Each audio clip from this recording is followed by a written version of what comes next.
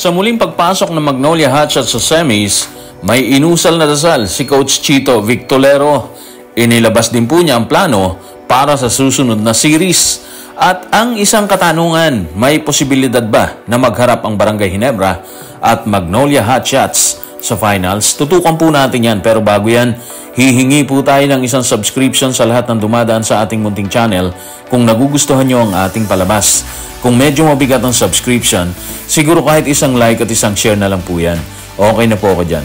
Maraming salamat. Sa conference na pinaghaharian ng Barangay Ginebra, nauna nang umakyat sa semis ang nangunguna sa elimination na Magnolia Hotshots ni Coach Chito Victolero nang pulbusin nila ang TNT Tropang Giga ni Coach Jojo Lastimosa sa score na 109-94. Ano ang nabanggit ni Coach Chito matapos ang kanyang panalo? Eto po, tignan po natin ang sinabi niya sa report ni Ruben Tirado sa Spin. Ito'y nag-build ng aming karakter, lalo na nung matapos pag-usapan ng laban sa Meralco na naging simula ng aming playoff game. Marami kaming natutunan dyan, lalo na ang import namin. Natutunan niya ang physicality ng laro at kung paano maglaro sa playoffs. Alam niya, tinutukoy po ni Coach Chito is yung laban nila versus Meralco. Yung laban nila noong January 6 kung saan natalo po sila doon. Yun ang pangalawang talo nila sa elimination na ayon po sa kanya, tila yun na po naging simula ng kanilang kampanya sa playoff kasi sobra yung physicality ng laro. At yun, mula sa pagkatalo nila sa Meralco, kumamada sila kagabi para tuluyang wakasan ng pag-asa ng TNT ni Coach Jolas nang kumamada po si Tyler Bay ng napakalaking 41 points at 13 rebounds. Grabe, no? Bukod kay Bay, inasahan din po ni Coach Chito si Mark Baroca na nagtala ng 17 points. Kasama po dyan ang 7 puntos na itinala niya sa fourth quarter po ng bakbakan. Si Ian Sanggalang at Calvin Abueva nagtala naman ng tig 12 points para selyuhan ng panalo at tuluyang pasukin ng semifinals. Sa kaso ni Coach Chito at ng Magnolia Hotshots, ang pagpasok sa semis ay hindi na bago pero pumapalya, di ba? Dahilan para sabihan silang magaling lang sa umpisa. At ngayon na nasa semis na ulit sila, ano ang panalangin ng butihing coach? Tingnan po natin si Coach Chito sa report ni Kiko Damihilio ng One Sports. Every conference, consistent kami dito. Nakakarating kami sa finals, nakakapasok kami sa semis, pero sana ngayon, tuloy-tuloy na. So, ayun na nga po yun. Mula mismo kay Coach Chito, consistent naman sila pero lagapak pa rin sila sa dulo. Ano problema nila, di ba? Yun ang dasal niya, no? Sana tuloy-tuloy na. Ibig sabihin kasi, may problema ko po na hindi nila masolusyonan ng mga panahon po na yon. At ngayon, na naandito na ulit sila sa semis, posible na baka sa finals na rin, base sa pinapakita nilang tika sa bakbakan, tingin ko may nagawa na silang solusyon sa naging problema nila in the past. Pero syempre, hindi pa tapos ang labada, di ba? Kasi marami pang pwedeng mangyari. Kung may posibilidad silang makapasok sa finals, may posibilidad rin na mabokya sila sa semis pa lang. Pero katulad nung nabanggit natin, tila may solusyon na sila na dala-dala sa problema nila sa nakaraan. Matapos talunin ang TNT Tropang Giga ni Coach Jolas, ano na ngayon ang plano or naiisip ni Coach Chito Victolero? Tinitingnan na ba nila ang posibleng bakbakan sa finals? Tutukan po natin ang sinabi niya sa report ni Kiko Damihilio ng One Sports. Kailangan namin maghanda ng gusto para sa susunod na serye. Sabi nga namin wala pa kaming na-achieve dito Ayokong tingnan ng players yung big picture bagkos ay manatili lang sa kasalukuyan. Siguraduhin meron tayong ganyang mental preparation. Actually, tama yung mentality ni Coach Chito. Huwag mo nang tingnan yung hinaharap or posibleng bakbakan sa finals, di ba?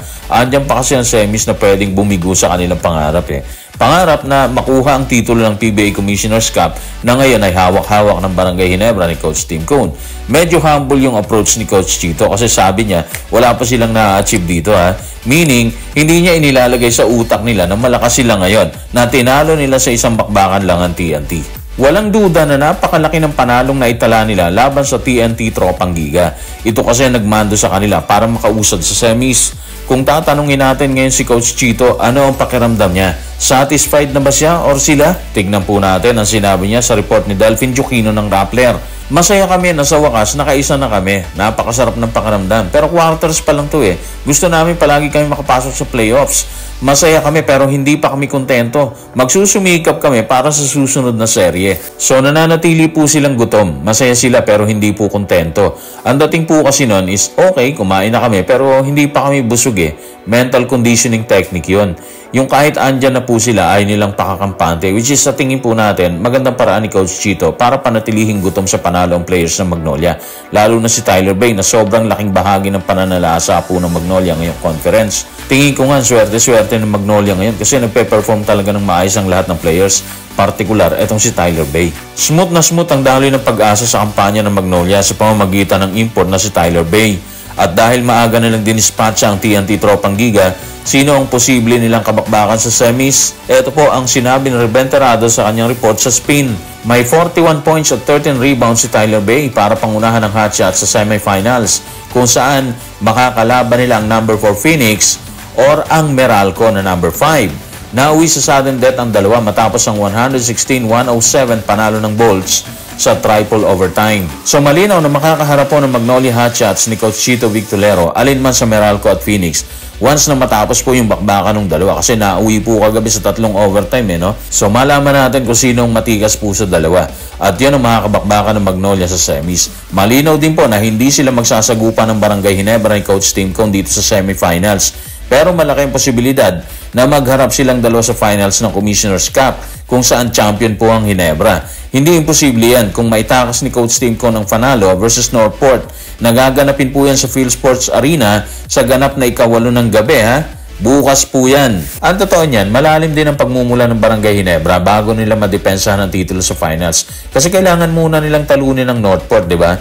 Tapos niyan, kailangan din nilang talunin ang mananalo sa bakbakang magaganap sa pagitan ng Rain or Shine ni Coach Yengyao at San Miguel Beer ni Coach George Gallian. Ibig sabihin, hindi biro pagdadaanan ni Barangay Ginebra bago niya maidepensa ang titulo sa finals kung sino man ang palari na makaharap nila, di ba? In case na makapasok po ang Barangay Ginebra, kung Magnolia man yan o hindi. So abang-abang po tayo sa mga kaganapan sa mga natitirang koponan kasi bawat laban mahalaga po yan. Yun ang magdidikta kung mahuhubaran ng Gin Kings o hindi.